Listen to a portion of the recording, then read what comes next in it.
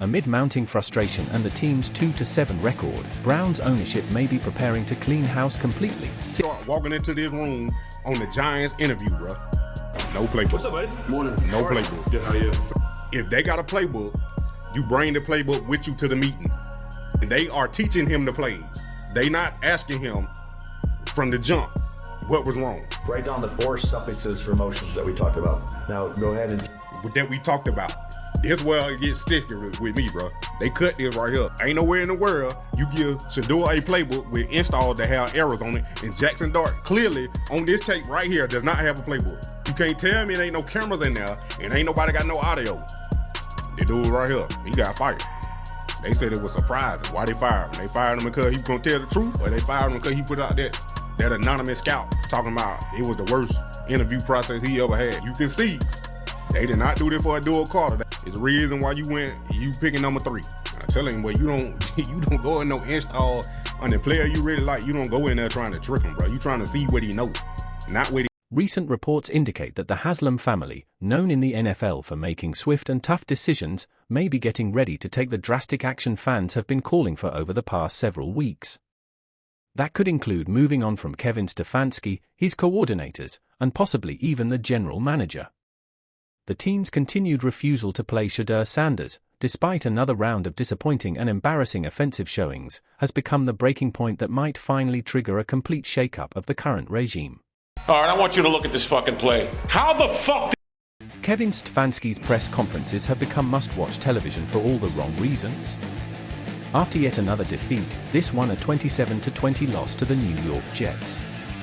The head coach stood at the podium stone-faced and declared that rookie quarterback Dillon Gabriel would remain the starter. You got to stop expecting Shedeur, because Shedeur going to come in there and try to win. They don't want to win. They want to get draft picks. They want to they're going to redo this thing. Yeah, I mean, and get what? Something. Trade it and get some more picks. He gave no explanations, offered no clues, and made no apology for keeping Shedeur Sanders on the bench, and his statement, "We're sticking with Gabriel," hit Cleveland sports radio like a lightning strike, sparking a wave of outrage as callers accused Stefanski of undermining the season, and some even demanded his immediate resignation. Tired of Kevin Stefanski talking so much, because now we don't want to talk, we want to watch film. Your job is to be a head coach of this team. Get them in the best position to win. Obviously, you guys haven't been winning. You're on 5 in the division, and you are 2-7 right now. You got a quarterback in Shedeur Sanders who everybody thinks he's really, really good, or some people don't think he's really, really good. Let's find out. Yeah. Because the quarterback you have right now is just playing okay. He ain't doing nothing special. He watches the games. That's his team. Is Gabriel that much of a better quarterback? It's like, okay, we're cool there. No. Why wouldn't you play him? I'm telling you, it's something there. I haven't seen anything like this where if I'm a head coach or a GM and my job is not safe, I want to get a safe job. Brian Daboll, as much as people want to talk about him, right? His job is safe. You know why? Because the quarterback he drafted showed some spark, showed some heart, showed some talent.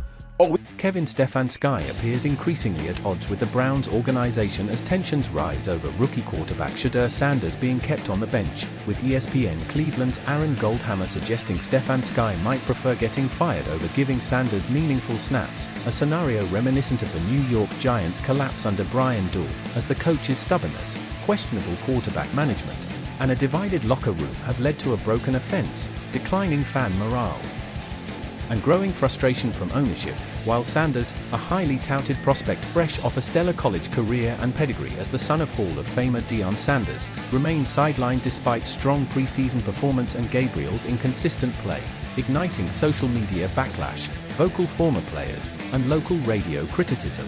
As insiders report, veteran players questioning leadership and assistant coaches noting a bleak atmosphere, all pointing to a situation where the Browns, now 2-7 and struggling offensively, could soon face another coaching change, potentially opening the door to candidates ranging from interim options like former Alabama coordinator Tommy Rees to long-term names such as Jim Harbaugh, Cliff Kingsbury, or even Deion Sanders himself, while fans and media alike demand clarity, accountability, and a chance to see Sanders take the reins as the franchise searches for direction amid mounting chaos. Finally give Shedeur Sanders his shot? Or will he go down protecting a system that's already failed? Because if the rumors are true and Jimmy Haslam really is ready to fire everyone, the next headline out of Berea might read, Cleveland Browns clean house after refusing to play Shedeur Sanders. And when that day comes, it won't be a surprise. It'll be the inevitable consequence of a franchise that once again forgot what hope looks